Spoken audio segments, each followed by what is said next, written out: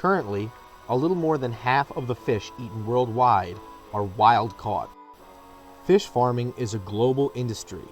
The majority of farmed fish come from China and Indonesia. The size of fish farming operations range from small family-owned farms to large industrial operations. Fish farms pose many problems, and we only have time to touch on a few.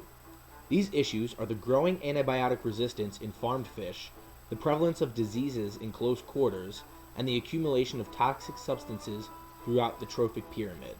When large quantities of fish are kept together, they are more likely to get communicable diseases or parasites such as sea lice.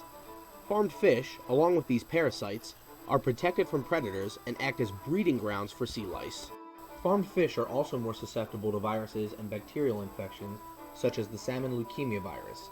Treating these diseases in fish can pollute the water as well as leave toxins in the fish that are headed to market. One method used to combat this issue is to dump antibiotics into the water. This method can lead to development of antimicrobial resistance in fish pathogens and other aquatic bacteria.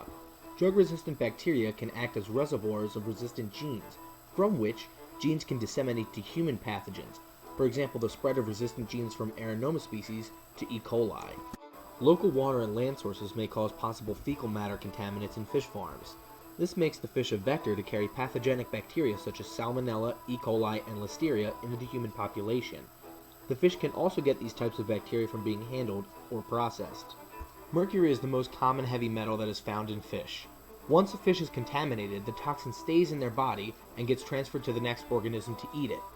The more of these fish one consumes, the higher concentration of mercury that is transferred to them. Symptoms of mercury poisoning include rashes, burning, itching or peeling skin, swelling and discoloration, as well as loss of hair and nails. It can lead to memory impairment, insomnia, and kidney failure.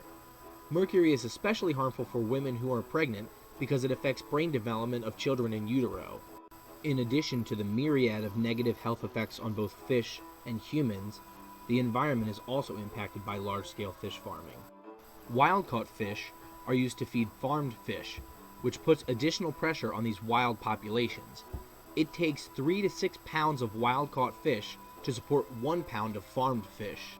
The antibiotics used not only treat the fish in the pens, but leach out into the open water and affect other marine organisms. Farmed fish can escape and compete for food and habitat space with the local fish. They can transmit diseases to similar species and impact the food web of the area. Some species of farmed fish are genetically modified, and if they escape and breed with local populations, they have the potential to destroy the genomic integrity of those local populations. Fish waste is arguably the largest environmental problem associated with fish farms. The waste flows out into the surrounding water, adding nutrients to the ecosystem. An increase in nutrients can lead to eutrophication and anoxia, or at least lessen the abundance and biodiversity of the local communities. So how do we address these issues? There are a few available options.